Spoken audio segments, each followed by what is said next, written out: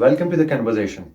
I am Hassan Khan, and today we have Mr. Atif Aqeel, co-founder at Al-Mabrook Financials. Mr. Atif is a licensed Canadian architect, a real estate development professional, and the founder and principals of AAA Architects. Academically, he holds Masters in Business Administration in Finance and Banking from the American University of Sharjah. His experience speaks for itself, and I must say that he's a humble and delightful soul. Without further ado, let's gain insight into his unique perspective and how he brings it all together. So, Mr. Atif, let's start by sharing how it all begins. It's been an interesting journey. I mean, to give you a bit of background, I actually grew up in Dubai. So I think, if you look at my profile, you can see that too. And, I did architecture. I went to a very prestigious university, which is called the American University of Sharjah.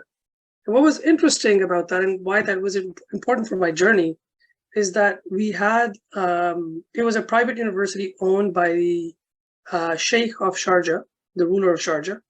And he spared no expense, to make sure that university was one of the top universities, which it is now in the Middle East.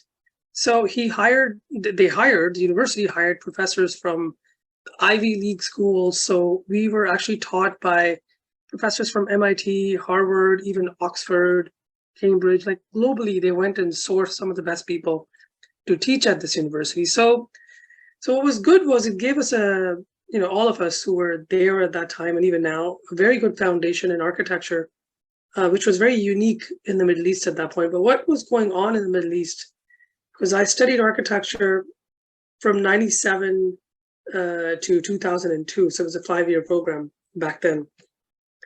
And so the United Arab Emirates, Dubai, UAE, all of that, all that, region was going through a very, very phenomenal real estate boom in the early 2000s. And there's a whole story about why that happened, which, I could get into, but as you know, and you're from the region, this was a great time to be an architect. But what was interesting is, my actual background before I went into architecture was actually in investment banking because my father was an investment banker for most of his life. And when I was, I was 15, 16, I used to intern at Lehman Brothers, which was a very big bank back in the days. And coincidentally is a very infamous bank because it was involved in the world financial crisis meltdown in 2008. But it was back then in the 80s and 90s and whatnot, one of the largest investment banks in the world. And so I used to work there every summer as a student, and I used to work in the world of finance, learning how to trade options, derivatives. Actually, I could, analyze charts as early as 16. And most of my family actually are business people. So my grandfather was a businessman. My uncles had their own businesses and whatnot. So we come from a business family. We're a business-oriented family. So one of the reasons I did a master's in business was primarily initially, for my father. But when I went into the business school after architecture, I had an interest in Islamic financing. So back in the day, Islamic finance, in the early 2000s was also a very big thing because everybody was interested in Islamic finance. Dubai was becoming an Islamic finance capital in the world. So I ended up in my thesis in my master's was actually about an Islamic finance product. So it gave me a very good understanding of Islamic finance and architecture because I was at the right place at the right time. So what you ask, why did I, the development of, leading to me starting my own business, because I was from a business oriented family, I had it in me. Like I just never wanted to work for somebody my whole life. My journey in life has primarily been self-taught. A lot of us, we look for people, to take us on, to teach us things, to to show us the way. I don't know, for some reason in my life, I've never really had that sort of mentor that will show me the way. I've always wanted one, which is really interesting. But because of that, I've always been the person to take on the lead.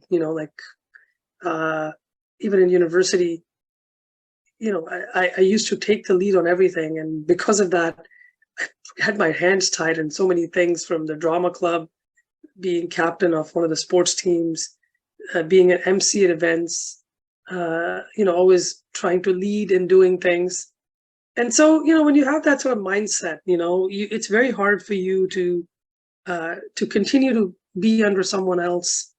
You really want to do things when you see something's being done wrong, or something. I wouldn't say wrong, but you see something that can be done better, or you see a better vision. Instead of somebody showing you how to do it, you just take initiative and you just do it. Because there's no better way to do something than to just than just going out and doing it. Instead of just waiting for someone to give you an opportunity, sometimes you just get up and say, okay, you know what, I see a vision in this, and I'm just going to go ahead and do it. And if I fail, I fail. But if I don't fail, at least, but if I don't succeed as the way I wanted to, at least I learned something, and even if I fail, I learned something. So, that basically is how things started. I worked for 2 years as an architect for somebody else in Dubai, and Dubai was booming. And I knew that if I don't, get in on the action right now, I may not never have an opportunity like this again, because I was in my 20s, and so, being so young, I said, you know what, I'm going to take a risk in my 20s, and I'm going to start an architectural practice. And, alhamdulillah, thanks to Allah, everything comes together through Allah's will. I had good connections, through my university. I knew this friend of mine who we went to school with, and he happened to be from a very influential Emirati family, and they had lots of land, and Dubai was booming, and they wanted to develop this land. So we set up a company. We set up a couple of companies: a real estate development company, a property management company, and an architectural design and engineering practice. And the whole idea was to basically take the family's assets, analyze them from a business perspective to make sure, do a feasibility study to see, okay, what should we build on this site? What will make the most sense? What sort of revenues can we generate? And alhamdulillah, the market was so good. No matter what we did, it was successful. And that's, again, part of, Allah's blessing on us at that time. But yeah, basically that's how it all started, so.